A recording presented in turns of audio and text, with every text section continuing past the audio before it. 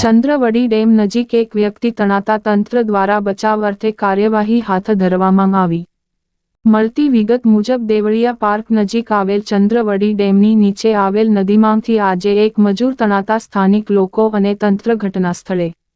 સ્થાનિક લોકોએ જણાવેલ મુજબ દગરા બાબુભાઈ પથુભાઈ નામનો વ્યક્તિ તણાતા દોડધામ મચી. સ્થાનિકો દ્વારા માળિયા હાટીના તાલુકા પંચાયત અને ફ્લડ કંટ્રોલ માંગ જાણ કરતા મામલતદાર દ્વારા કેશોદ ફાયર અને ચીફ ઓફિસર અને જિલ્લા કંટ્રોલ સેન્ટરમાં જાણ કરતા તંત્ર ઘટના સ્થળે દોડી જઈ બચાવ કાર્યવાહી હાથ ધરવામાં આવી. રિપોર્ટ પ્રતાપ સિસોદિયા.